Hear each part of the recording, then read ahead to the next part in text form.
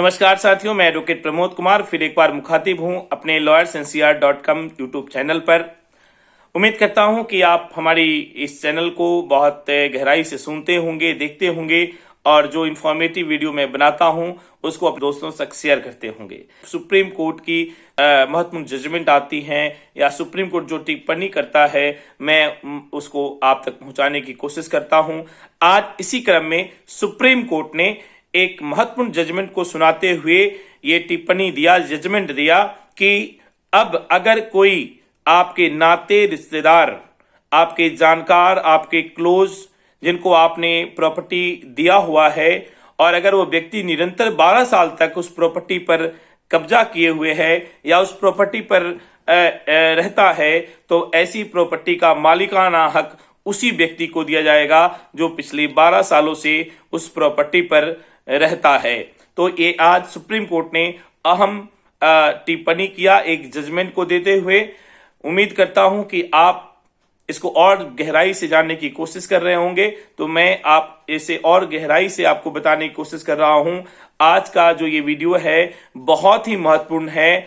आज के इस वीडियो में आज मैं इसी पर आपसे बात कर रहा हूं कि क्या 12 साल तक कब्जा किए हुए व्यक्ति का मालिकाना हक उस प्रॉपर्टी पर होगा या नहीं होगा, और होगा तो किस कंडीशन में होगा। अगर कोई किराएदार अगर 12 सालों तक किसी प्रॉपर्टी पर रहता है तो क्या वो भी मालिक होगा। अगर कोई सरकारी प्रॉपर्टी है और सरकारी प्रॉपर्टी पर कितने सालों तक अगर कोई व्यक्ति कब्जा किया हुआ है तो उसका मालिकाना हक उसको मिलेगा। इन्हीं तमाम बिंदुओं पर, इन्हीं तमाम मुद्दों पर मैं आज आपसे मुखातिब हूं। तो अभी तक अगर आपने इस चैनल को सब्सक्राइब नहीं किया है तो आप lawyersncr.com को आप सब्सक्राइब करें, ताकि जो भी नई इंफॉर्मेटिव वीडियो या माननीय सुप्रीम कोर्ट या हाई कोर्ट की गाइडलाइंस या सुप्रीम कोर्ट के जजमेंट को लेकर के मैं आपके बीच आऊं तो आप तक की जानकारी आपके मोबाइल स्क्रीन पर मिल सके और आप इसका फायदा उठा सके। दोस्तों आज सुप्रीम कोर्ट ने एक अहम निर्णय को देते हुए सुप्रीम कोर्ट ने ये रूलिंग दी कि अगर कोई व्यक्ति, कोई जानकार, कोई व्यक्ति, कोई नाते, कोई रिश्तेदार जिसको आपने प्रॉपर्टी दिया है और वो प्रॉपर्टी रहने के लिए दिया है और वो पिछले 12 सालों से बिना किसी डिस्प्यूट का निरंतर उस प्रॉपर्टी पर रह रहा है, तो उसका मालिकाना हक जो है वो उसी व्यक्ति का होगा जो व्यक्ति उस पर रह रहा है। इसमें कुछ कंडीशन दिया गया कि किन कंडीशन में आप मालिक बन सकते हैं, किन कंडीशन में आपको मालिकाना हक मिल सकता है, ये आपको जानना बहुत जरूरी है। अगर आपका कोई प्रश्न है तो आप कमेंट बॉक्स में अपने प्रश्न को लिख सकते हैं। मेरा मोबाइल नंबर, ईमेल आईडी आपके स्क्रीन पर है। व्हाट्सएप पे आप मुझे डिटेल भेज सकते हैं, जानकारी ले सकते हैं, या फिर ईमेल आईडी पर आप मैसेज देकर भी आप रिप्लाई ले सकते हैं। आपने कई बार ऐसा सुना ही होगा कि अगर कोई व्यक्ति 12 साल तक किसी प्रॉपर्टी पर, संपत्ति पर, किसी के प्लॉट पर कब्जा किए हुए है और तो वो संपत्ति उसकी है या उसकी हो जाती है या उसकी हो जाएगी अगर वो प्रॉपर्टी पर कब्जा निरंतर 12 सालों से किया हुआ है। पहले भी आपने सुना है। इसी पर सुप्रीम कोर्ट ने आज ये रूलिंग दी, जिस रूलिंग के बारे में आपको चर्चा कर रहा हूं। कंडीशन आपको जानना बहुत जरूरी है। इसके साथ सुप्रीम कोर्ट ने कुछ कंडीशन भी बताए हैं।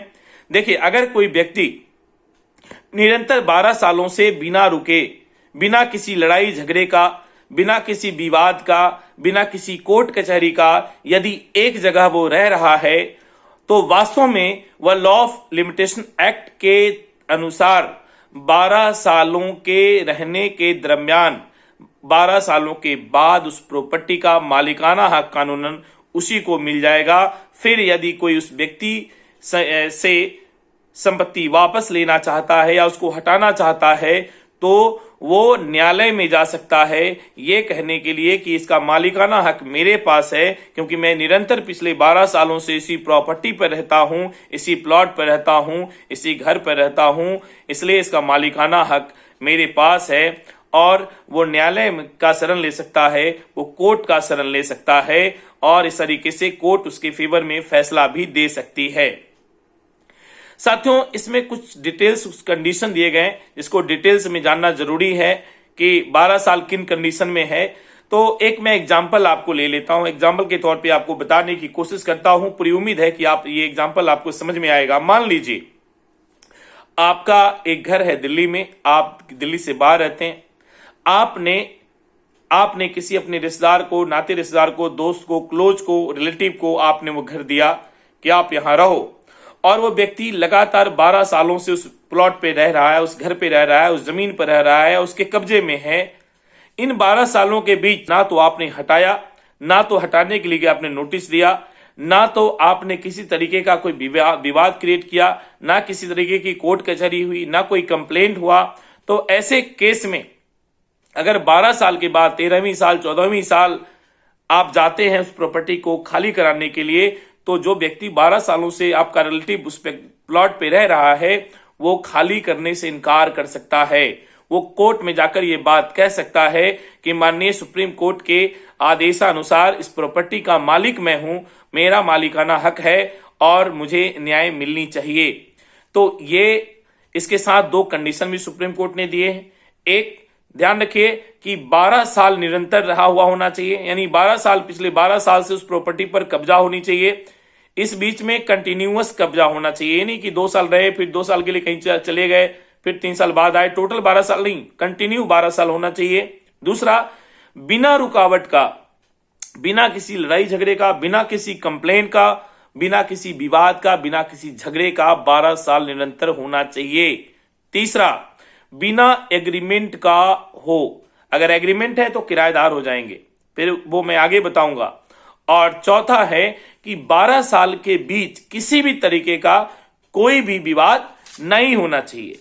ये अहम निर्णय है जो सुप्रीम कोर्ट ने अपने रूलिंग में बताया है साथियों। अब आपका एक सवाल और आएगा, इससे पहले फिर एक बार आपसे मेरा आग्रह है कि आप इस चैनल को सब्सक्राइब करें, lordsincere.com को, और आप इसे अपने साथियों तक शेयर करें, लाइक करें, कमेंट करें। दूसरा जो सवाल है कि क्या कृषि के जमीन पर भी यही नियम लागू होता है? क्या कृषि के जमीन पर भी कोई 12 सालों से कब्जा किए हुए है तो क्या यह रूलिंग अप्लाई होगा, लॉ ऑफ लिमिटेशन जो है वो अप्लाई होगा? तो मैं कह दूं आपको कि बिल्कुल नहीं होगा। कृषि के जमीन पर 12 साल वाला कंडीशन अप्लाई नहीं होगा। अब आपका एक और प्रश्न है कि किराएदार कितने सालों तक प्रॉपर्टी पर रहने के बाद वो मालिक बन सकता है, या क्या 12 सालों तक निरंतर रहने के बाद किराएदार भी मालिक बन सकता है? तो बिल्कुल नहीं होगा। मैंने पहले ही बताया पहले कंडीशन में कि अगर वो कोई रेंट एग्रीमेंट एग्जीक्यूट नहीं किया है, तभी कोई विवाद नहीं हो, निरंतर रह रहा हो। तो अगर रेंट एग्रीमेंट एग्जीक्यूट किया हो तो वो मालिकाना हक नहीं ले सकता, भले वो 20 साल रह रहा हो, 30 साल रह रहा हो, नहीं होगा।